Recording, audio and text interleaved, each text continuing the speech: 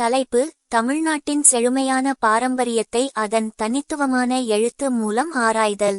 தமிழ்நாடு அதன் தனித்துவமான எழுத்துக்களில் பிரதிபலிக்கும் ஒரு வளமான கலாச்சார பாரம்பரியத்தை கொண்டுள்ளது.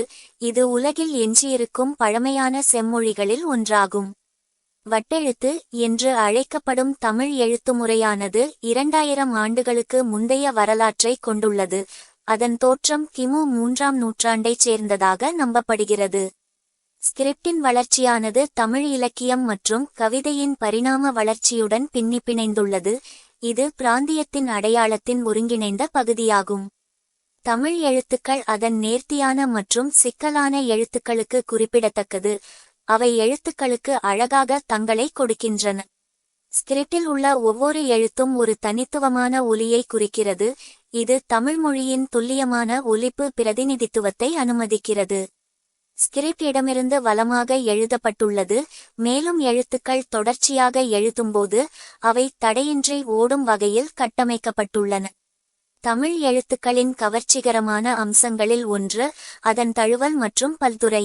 பல நூற்றாண்டுகளாக தமிழ் பேசும் மக்களிடையே பல்வேறு பேச்சுவழக்குகள் மற்றும் பிராந்திய வேறுபாடுகளுக்கு இடமளிக்கும் வகையில் எழுத்துமுறை உருவாகியுள்ளது.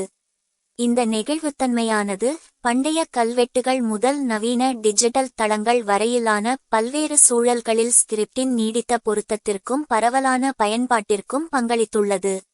அதன் மொழியியல் முக்கியத்துவத்துடன் தமிழ் எழுத்து தமிழ்நாட்டு மக்களுக்கு கலாச்சார மற்றும் மத முக்கியத்துவத்தை கொண்டுள்ளது.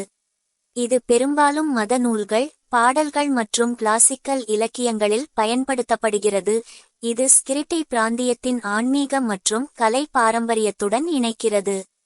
ஒட்டுமொத்தமாக, தமிழ் எழுத்து தமிழ்நாட்டின் இலக்கிய மற்றும் கலாச்சார மரபுகளின் நீடித்த மரபுக்கு ஒரு சான்றாக நிற்கிறது.